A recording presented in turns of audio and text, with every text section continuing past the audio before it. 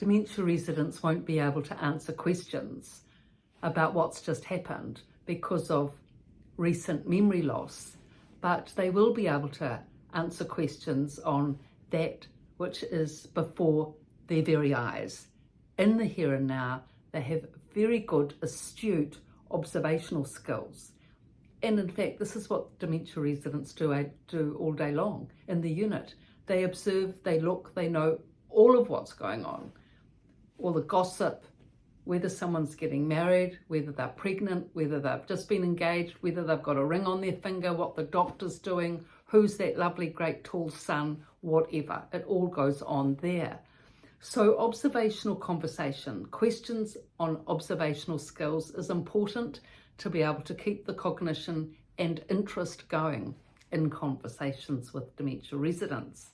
Now, if the person has just been admitted to the dementia unit, it's good to observe and use those observational skills with your parents, say, relative, in the context of enabling the person and yourself to get orientated to the unit.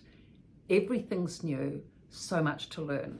So when you're sitting in the lounge with your mother, say, you can observe all of what's going on and orientate her in the process, who their carer is, who the charge nurse is, when the doctor's coming in, where the dining room is, especially where her bedroom is, and practice runs for that, making the door identifiable, looking out the window, establishing the view, you know, how's the weather, which trees are outside, how are the birds going. There's plenty of things to discuss and observe and converse on in dementia units. But after a while, once the person is hopefully orientated with your good discussions, with their efforts and with practice, then it's time really to establish new experiences. Dementia residents need new experiences, just like we all do, for having an interesting, happy life. And one of the best experiences for dementia residents is going outside for a walk. That's it. Can be outside in the in the retirement village grounds, which often have beautiful manicured gardens, or it can be outside and going out to the beach or the park or your favourite place. But let's say it's the retirement village. There's so many things to observe, so rather than walking along silently, observe what's happening, chat about it, and encourage conversation with the dementia residents so they can get their cognition and communication going and enjoy and connect with the wonderful outside world. I mean, everyone loves it when spring arrives, sunshine, is it butterflies in spring or summer?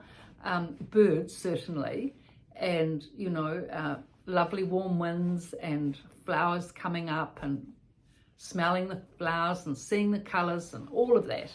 And there's every season has its own specialty and things that you can enjoy and observe. So these are ways of being able to establish and upskilling the person with their observational skills, getting confidence in their observational skills, that they can think in the present moment, that they can observe, that they can connect and communicate with you about it.